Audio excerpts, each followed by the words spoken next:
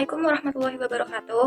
Hai semua, perkenalkan nama saya Aura Asafia Putri, NIM 062 dari kelas D1 MBR.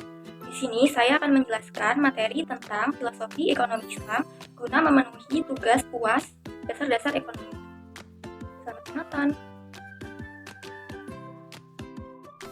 Jadi, kalian tahu nggak sih apa itu filosofi ekonomi Islam? Jadi, ekonomi Islam adalah ilmu yang membahas masalah ekonomi berdasarkan nilai-nilai Islam yang berorientasi pada rahmatan lil alamin. Sayangnya, penerapan sistem ini sering terbatas pada lembaga keuangan saja, seperti bank dan pegadaian. Padahal, cakupannya cukup luas loh, yaitu mencakup sektor real seperti perdagangan, pertanian, dan industri. Jadi, secara umum, ilmu ekonomi mengajarkan cara manusia untuk memenuhi kebutuhan dan mengelola sumber daya terbatas untuk mencapai keuntungan yang maksimal. Dalam Islam, konsep syariah berarti aturan yang ditetapkan oleh Allah Subhanahu wa Ta'ala, mencakup berbagai aspek kehidupan yaitu termasuk ibadah, keluarga, bisnis, hukum, dan hubungan antar negara. Menurut Syekh Yusuf Al-Qaradawi, syariah bersifat komprehensif dan mencakup ajaran Islam secara keseluruhan. Oleh karena itu, istilah ekonomi syariah dan ilmu ekonomi Islam memiliki makna yang sama. Selanjutnya yaitu Islam sebagai way of life.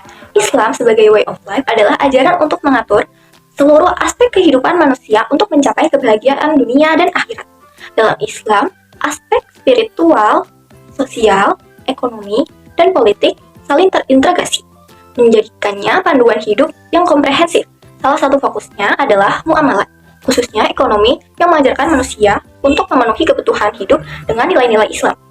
Islam menghubungkan spiritualitas dengan kesejahteraan, praktik ibadah, meditasi, dan keseimbangan hidup yang membantu mengatasi stres dan juga menciptakan kedamaian batin. Norma etika Islam juga relevan dalam konteks modern, memberikan panduan moral untuk menghadapi tantangan seperti korupsi, kecurangan, dan dilema etis lainnya. Selanjutnya, dalam keadilan sosial dan ekonomi, Islam menawarkan solusi untuk ketimpangan melalui zakat, infak, dan prinsip keadilan distributif. Konsep ini juga relevan dalam pendidikan dan kesehatan untuk menciptakan masyarakat yang lebih adil. Selanjutnya, di ranah politik, Islam mendorong stabilitas melalui respon terhadap krisis, pencegahan konflik, dan kebijakan ekonomi yang adil. Islam juga menghadirkan keseimbangan antara tradisi dan modernitas, memungkinkan untuk umat Islam untuk beradaptasi dengan perubahan tanpa kehilangan identitasnya. Sebagai way of life, bisa memberikan pedoman moral dan praktis bagi umat Islam untuk menghadapi tantangan kontemporer sambil mempertahankan nilai-nilai agama. Selanjutnya, kita akan membahas tentang definisi ekonomi Islam. Ekonomi Islam adalah cabang ilmu yang memandang dan menyelesaikan masalah ekonomi berdasarkan ajaran Islam yang bersumber dari Al-Quran dan Sunnah. Fokusnya adalah mencapai kesejahteraan melalui pengelolaan sumber daya yang adil sesuai syariat dan memperhatikan dampak sosial serta moral dalam aktivitas ekonomi.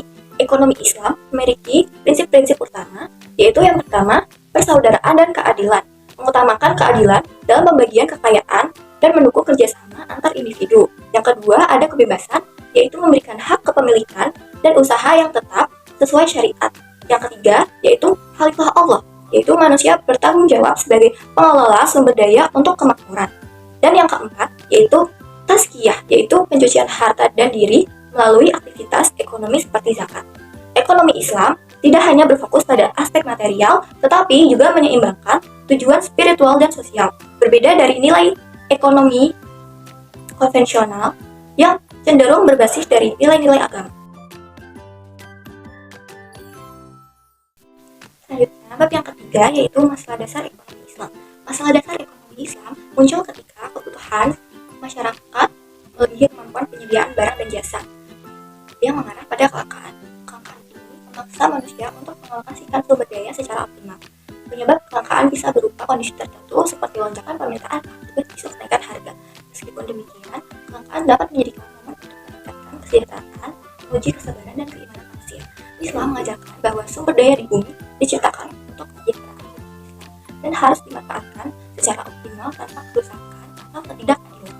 Dalam perspektif Islam, kelangkaan absolut tidak ada, karena Allah menjamin rezeki setiap makhluk.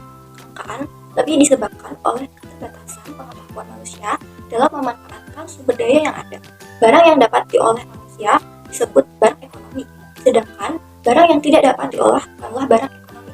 Misalnya, uranium jadi barang ekonomi jika manusia tahu cara mengolahnya.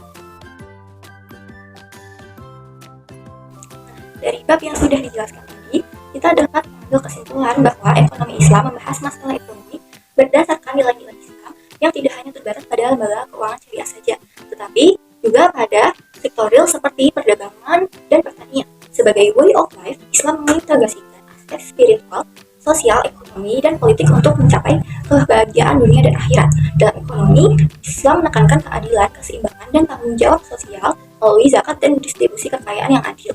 Ekonomi Islam bertujuan untuk menyelesaikan masalah ekonomi sesuai ajaran Al-Quran dan As-Sunnah dengan prinsip keadilan, kebebasan sesuai syariat, tanggung jawab sebagai khalifah Allah, dan pencucian harta melalui zakat. Kelangkaan dalam ekonomi Islam bukan bersifat absolut, melainkan disebabkan keterbatasan pengetahuan atau teknologi. Islam meyakinkan bahwa sumber daya Allah cukup dan manusia bertanggung jawab untuk memanfaatkannya secara optimal tanpa menyebabkan